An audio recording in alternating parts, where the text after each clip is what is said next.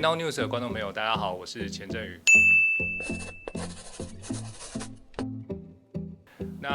今天要跟大家来谈一下政治人物的危机处理。其实我觉得过去我在学校有教这种口语传播的危机处理或者发言人的部分呢，经常我们会拿政治人物当案例。那最近就发生一个非常热门，我想各位观众朋友也该听得到这种房东跟房客的关系，就是民进党的立委王定宇跟民进党的发言人颜若芳之间的一种暧昧不清，但大家又觉得说很想要了解到底是什么样的关系。当然，这个事情被媒体披露之后，王定宇有说他其实就是跟颜若芳，因为他有过夜跟休息的需求，然后跟他有租屋的关系。那颜若芳也说，因为王定宇很照顾他，然后有时候会跟他请益，所以他只是一个学生宿舍的概念。不过这种说法其实让大家更加认为这两个人其实内部是有些疑虑的。怎么讲呢？其实我觉得现在台湾政坛人闹绯闻，其实已经司空见惯。可是因为事后的解释却是推陈出新。怎么说？其实我们过去有看到民进党很多政治人物有一些绯闻事件，比如说王世坚、罗致政，还有一些童仲彦等等的事件。那当下其实绯闻出来，或者说整个事件出来之后，大家一定会开始去讨论、去热搜。那第一时间，如果当事人没有出面说明的话，很有可能让这个事件其实是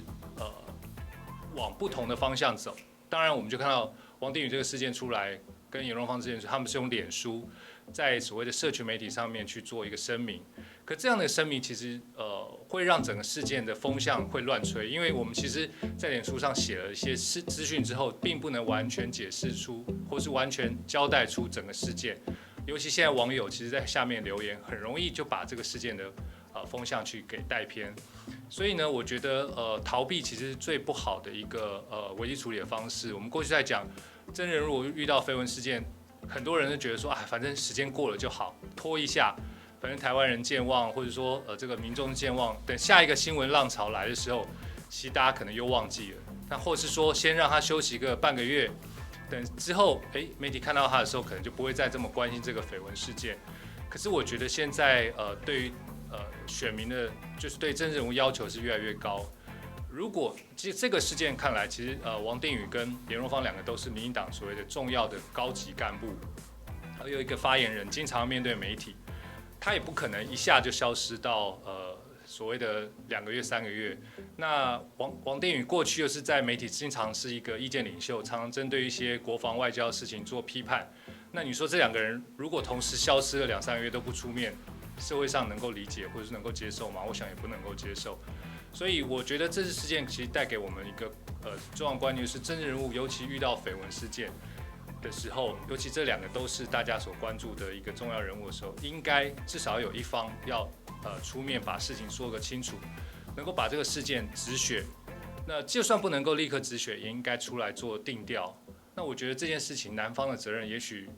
比较大，因为他其实本身又是有家室。